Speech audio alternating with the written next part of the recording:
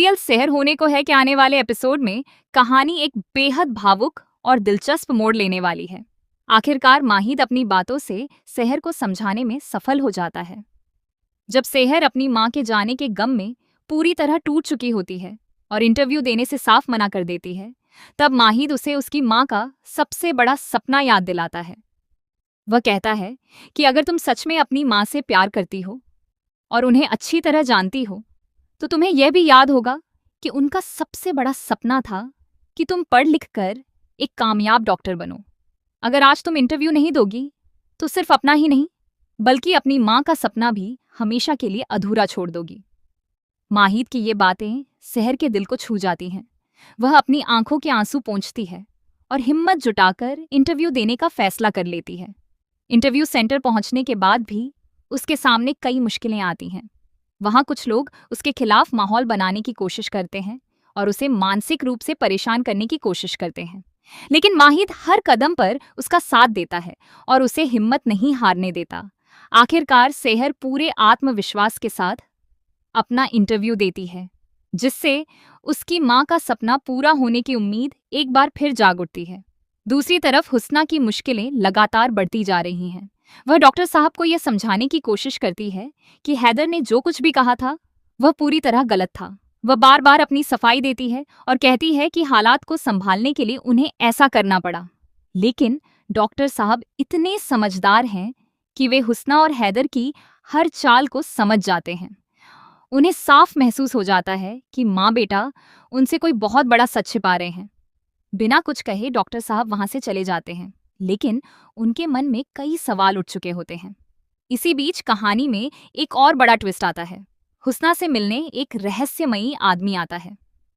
यही वही आदमी है जिसने पहले कौसर को मारने के लिए भीड़ इकट्ठा की थी। वह हुस्ना से अपने पैसों की मांग करता है और कहता है कि जिन लोगों ने कौसर पर हमला करने में मदद की थी उन सभी को उनका हिस्सा चाहिए।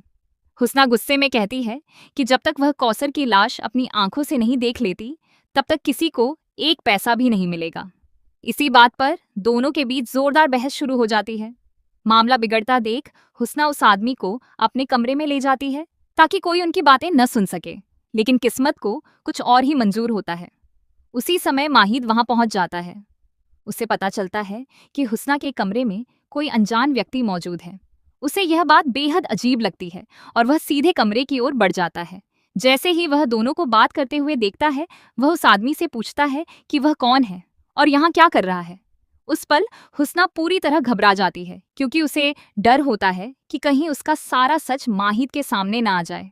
अब माहिद को धीरे धीरे इस बात का एहसास होने लगता है कि पूरे मामले के पीछे कोई बहुत बड़ी साजिश छिपी हुई है। वह तय करता है कि अब वह हर सच को अपने तरीके से सामने लाएगा और असली गुनहगार को बेनकाब करके रहेगा। आने वाले एपिसोड में माहिद की जांच कहानी को एक नए और रोमांचक मोड़ पर ले जाएगी। उधर सहर के सामने एक और बड़ा झटका आता है। जिस घर में वह रह रही होती है उसे अचानक खाली करने का आदेश मिल जाता है।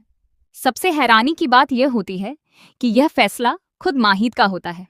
यह सुनकर सहर पूरी तरह टूट जाती है। उसे यकीन ही नहीं होता कि वही माहिद जिसने हर मुश्किल में उसका साथ दिया आज उसे घर छोड़ने के लिए कह रहा है।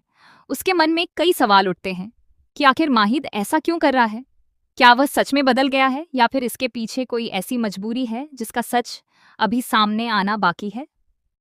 अब देखना बेहद दिलचस्प होगा कि क्या माहिद का यह फैसला सिर्फ एक नाटक है ताकि असली गुनहगार को बेनकाब किया जा सके, या फिर उसके और सहर के रिश्ते में हमेशा के लिए दूरियां आ जाएंगी। क्या सहर अपनी बेगुनाही साबित कर पाएगी? क्या हुस्ना और उसके साथियों का सच सबके सामने आएगा? इन सभी सवालों के जवाब आपको आने वाले एपिसोड में देखने को मिलेंगे।